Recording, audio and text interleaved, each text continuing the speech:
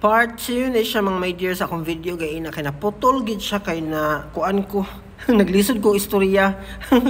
O yeah. So at the end of the day adto mga my dear kadto siya nga competition. Naka-award gid ko adto. Nahimo jud kong third best adjudicator. Mo ni makita ninyo karon sa picture nga naa jud ko yung medal ani kadto nga time.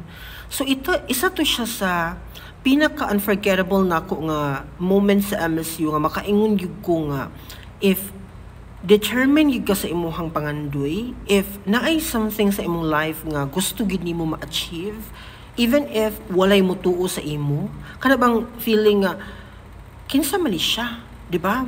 Ka wala ba kay kaila nya ang imong background sa imong high school, di pug kaingon ana ka well-founded, so mag-struggle gyud ka to carry yourself given nga bungga kaayo ang MSU gud na. Ya, naagod din nagtapok ang mga valedictorian sa different high schools sa Mindanao, for example.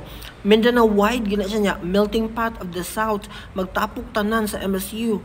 So mo to nga bisag ulaw sa akong part nga maki-join or makipagsabayan kay syempre kabalo ko sa akong level, nisuksok jud ko mga my dear. Kay ang akong gitan-aw mangud adto, bahalag maawawan ko here. Basta in the future, I know nga magamit na ko akong skill nga ma-develop na ko diri. So nag-start ko join, siguro third year college ko adto or second year. Pero murag third year ko adto when I officially joined the team, no katong nakalimot na ko. SSH Debate Battalion. Di naman ako ma-express oy.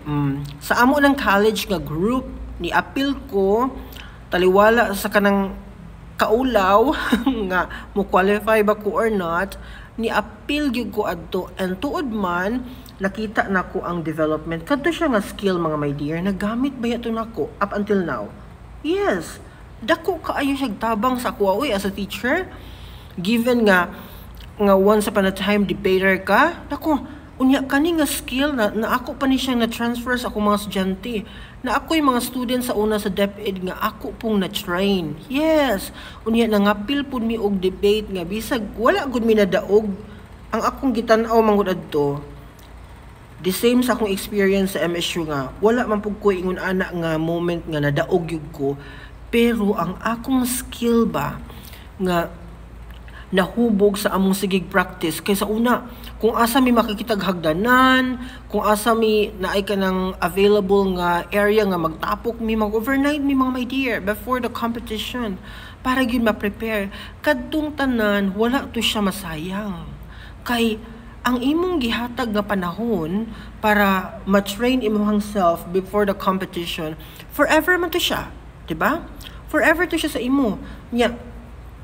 Until now, nagamit gyapon ako siya wherever I go. Dili gyud bawala akong pagka-debater.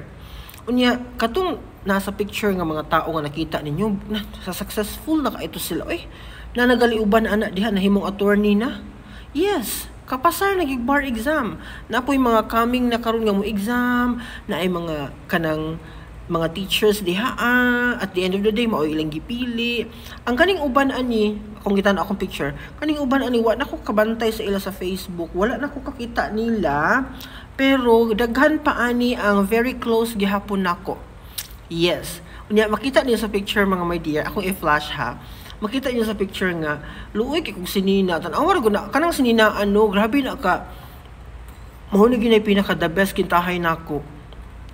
Pero puro na siya mga kanang tinubuan, kanang ko'y kanang source sa una nga kanang maghatagan akong mga old nga sinina nga mao akong panggamiton. So kana siya, mo na siya Pero uy, ang naong nako ana fresh pa kaayo, tan-awar good.